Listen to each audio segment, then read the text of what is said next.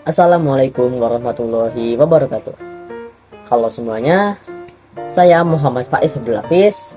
Di sini saya akan menjelaskan mengenai contoh koloid dalam kehidupan sehari-hari.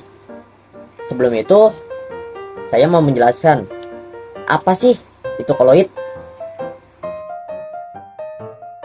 Apa itu koloid?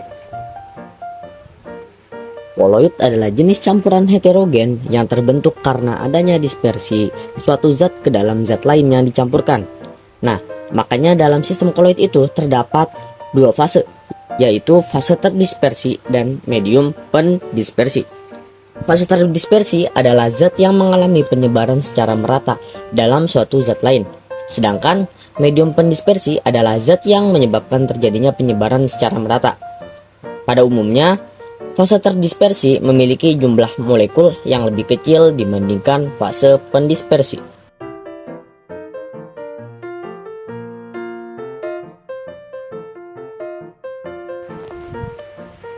Lalu ada pengelompokan sistem koloid. Terdapat tiga fase zat dalam koloid, yaitu padat, cair, dan gas. Dari ketiga fase zat ini dapat dibuat 9 kombinasi campuran fase zat. Tetapi yang dapat membentuk sistem koloid hanya 8. Kombinasi campuran fase gas dan fase gas selalu menghasilkan campuran homogen atau satu fase, sehingga tidak dapat membentuk sistem koloid. Jenis-jenisnya yaitu yang pertama, ada sistem koloid fase padat cair atau disebut dengan SOL. Sistem koloid fase padat cair disebut SOL. SOL terbentuk dari fase terdispersi berupa zat padat dan fase pendispersi berupa cairan. SOL yang membadat disebut gel. Dalam kehidupan sehari-hari contohnya yaitu agar-agar. Kedua, sistem koloid fase padat atau disebut dengan SOL padat. Sistem koloid fase padat terbentuk dari fase terdispersi dan fase pendispersi yang sama-sama berwujud zat padat, sehingga dikenal dengan nama SOL padat. Contoh dalam kehidupan sehari-hari yaitu kaca berwarna. Yang ketiga, sistem koloid fase padat gas atau disebut dengan aerosol padat. Sistem koloid fase padat gas terbentuk dari fase terdispersi berupa padat dan fase pendispersi berupa gas. Partikel padat di udara disebut partikulat padat. Sistem dispersi zat padat dalam medium pendispersi gas disebut aerosol padat. Dalam kehidupan sehari-hari contohnya adalah debu. Yang keempat, sistem koloid fase cair gas atau disebut dengan aerosol. Sistem koloid fase cair gas terbentuk dari fase terdispersi berupa zat cair dan fase pendispersi berupa gas yang disebut aerosol. Partikel-partikel zat cair yang terdispersi di udara gas disebut partikulat cair. Dalam kehidupan sehari-hari contohnya adalah awan. Yang kelima, sistem koloid fase cair-cair atau disebut dengan emulsi. Sistem koloid fase cair-cair terbentuk dari fase terdispersi berupa zat cair dan medium pendispersi yang juga berupa cairan. Sistem koloid cair-cair disebut emulsi. Contohnya dalam kehidupan sehari-hari yaitu mayonaise. Yang keenam, sistem koloid fase cair padat atau disebut dengan emulsi padat. Sistem koloid fase cair padat terbentuk dari fase terdispersi berupa zat cair dan medium pendispersi berupa zat padat, sehingga dikenal dengan nama emulsi padat. Contoh dalam kehidupan sehari-hari yaitu keju. Yang ketujuh, sistem koloid fase gas cair atau busa.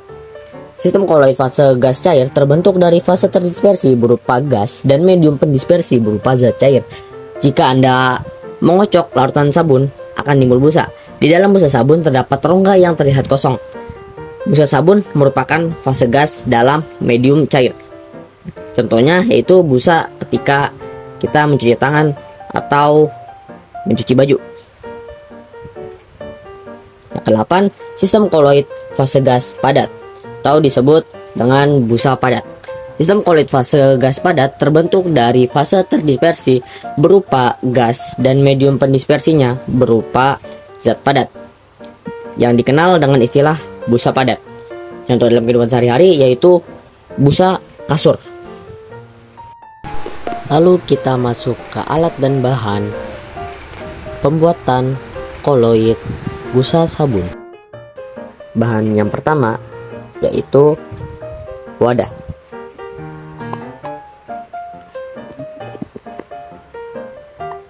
Bahan yang kedua yaitu air.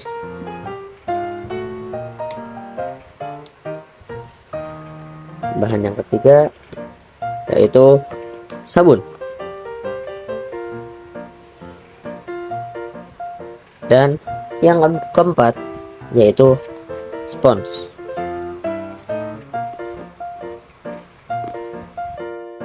Lalu kita masuk ke cara pembuatan koloid busa sabun. Yang pertama, kita siapkan dulu wadahnya. Setelah itu kita masukkan air secukupnya.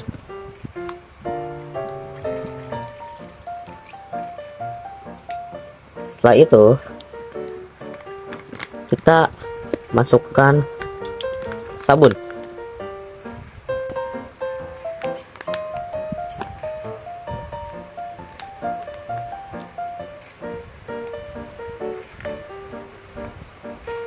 Setelah itu kita ambil spons, kita aduk yang ada di dalam wadah ini.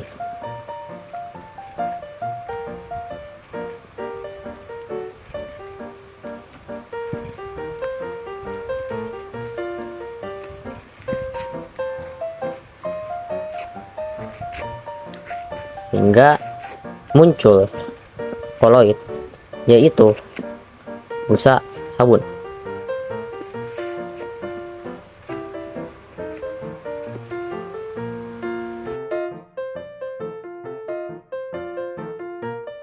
Busa sabun termasuk jenis koloid jenis apa sih?